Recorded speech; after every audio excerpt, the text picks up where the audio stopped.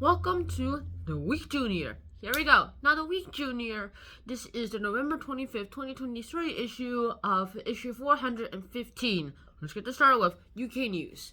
Alright, first of all, we're going to start off with this week's big news. Now, this one is about like a new children in need presenter. Now, this is pretty interesting too because it's an amazing week for this.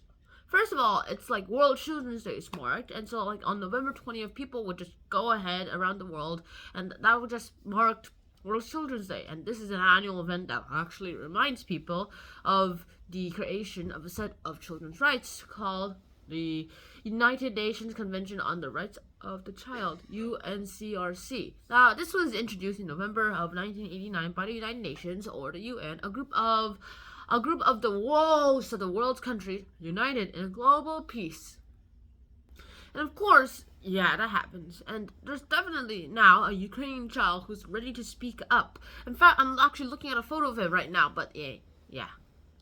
Alright, next up, also, it's an amazing week for a new children in need presenter. Now, the new children in need presenter, Children in Need as like a fundraising TV show, and it's just got its first child presenter. Now, there's this 14-year-old child named Lenny Rush, who's the 14-year-old award-winning actor who is in like the children's TV shows, The Dumping Ground. And Lenny said he was actually excited to go ahead and help a great cause. And currently, the Children's in Need TV show has raised more than 33 million pounds for children's charities, which is pretty much amazing too. Next, we even have a cat making music. Now, this cat making music, okay, let's go ahead. Yes, the cat actually did make music.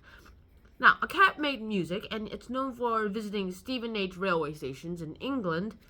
Yeah, you probably know. He finally has recorded a song. Sales of the song will raise the money for the RSPA animal charity, and a charity for the homeless people. Now, 4-year-old Nala's owner, yes, he or she, 4 years. It doesn't say if it's a he or she though. Yeah, that's right. He or she's owner, Nala's owner, Natasha Amber, actually hopes the song will be the Christmas #1, and Nala's music video filmed at the train station will also be released. Yay. Alright. Next up, we have This Week in History, UK news too. Now, this week in history, apparently this isn't this week anymore. It's like November 28th, 2012. It's also connected to the word of the week, Hobbit. Now, the Hobbit is just a miraculous new creature that was created by J.R.R. Tolkien. Hey, we should look at that. About, like, some people with pointy ears, like elves. It's like, yeah. He wrote the word Hobbit, which was based on the Old English word Horbitla, hole dweller. And yeah, that's pretty important too. And on November 28th of 2012, crowds actually celebrate the Hobbit premiere. And New Zealand's capital, Wellington, actually welcomed tens of thousands of fans for the first screening of The Hobbit, An Unexpected Journey. The fans wore Hobbit ears, wizard beards, and costumes to mark the occasion. And this movie, filmed in New Zealand, yes, New Zealand, is a prequel to the original the trilogy of Lord of the Rings. And the Hobbit movies is played by Martin Freeman, who plays a younger version of Bilbo Baggins. That's pretty interesting, too. Oh, nice.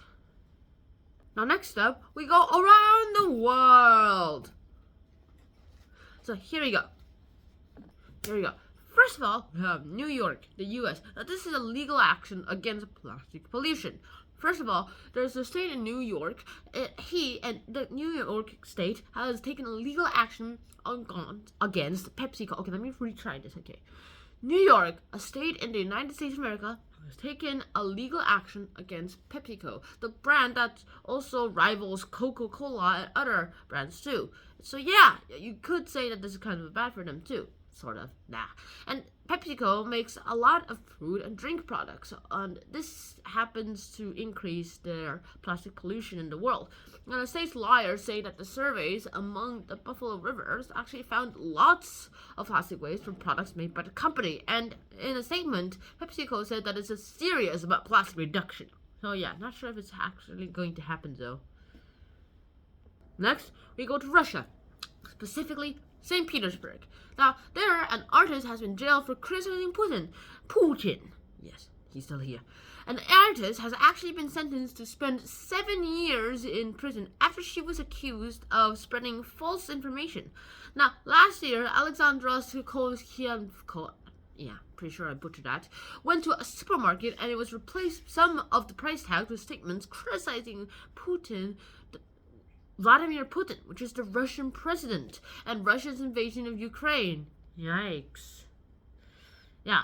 Speaking of Ukraine, we also get to talk about something in Kyiv, Ukraine, where the UK Foreign Secretary goes ahead and visits Zelensky. On November 16th of 2023, the UK's new Foreign Secretary, David Cameron, actually traveled to Ukraine for his first working visit. Ukrainian President Volodymyr Zelensky thanked Cameron for the UK's continued support since Russia invaded Ukraine in February 2022. Now, Cameron said that the UK will continue to stand with the Ukrainian people. In fact, on the old That Wheel of Names website, it literally has, on top, the world stands with Ukraine. Huh. Alright. Well, that works, too. Next up, we have to talk about people. Inventor raises alarm. There we go. Now, a 12-year-old inventor has won a £20,000 prize for creating a new type of fire detection system. Now, this girl named Shania Gills has actually created a device that can tell the difference between people who give off body heat and heat sources such as gas Bunsen burners on cookers that could cause fires if left alone or forgotten about. If a heat source is left for 10 minutes, the system sends a warning text message. It could detect fires quicker than more traditional alarms that are set off when they detect smoke or heat in the air. And Shania from California, US, said her invention could actually help to prevent disasters before they could occur. Nice. Interesting. They said it. So there's this guy named David Holmes, and he was a stunt double for Daniel Radcliffe in the Harry Potter films, who played Harry Potter. And his first day's work in the movies was being the world's first Quidditch player. Huh, nice. Nowadays you can't even play Quidditch now. Nowadays you can. Alright, next up we have animals and the environment. Now this is a pretty interesting one too, because apparently old trees can slow down climate change. Now old trees of course are good at circulating oxygen in the air. And that's what we need. Also, we don't need the whole atmosphere to be oxygen. That would make the earth flammable, very, very flammable. So we also need a bit of nitrogen. However, we're putting too much carbon dioxide into the air, and so it's kind of messing up our planet. Now, a new study has actually showed that it has actually recognized the importance of older trees in actually keeping the planet more healthy. And it says that conserving and restoring forests would help to tackle climate change. Now, the study says that letting the old forests grow old could take 226 billion tons of carbon out of the air, and trees absorb carbon dioxide, which is a greenhouse gas from the air. Greenhouse gases trap heat in the atmosphere, contributing to global warming. However, protecting trees is only part of the solution. The researchers said that it is very important to cut greenhouse gases too. This could be done by using less fossil fuels, like coal, oil, and gas to produce energy, and instead using renewable energy such as wind turbines or solar panels or whatever you want to use. And to absorb more carbon, scientists actually say that forests must be left alone to mature into old growth forests. And this is a forest containing very old trees that haven't been disturbed by humans. That these support a huge variety of plants and animals. Damaged forests can also be restored to absorb more carbon, but researchers say that a mixture of trees species would have to be planted to help them actually flourish.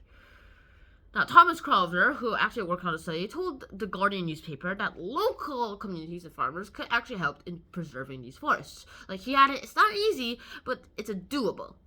It's doable, yeah. And we're going to have to leave the rest for our next installment on this issue of November 25th. And so, until then, wherever you are, whenever you are, shout out, peace.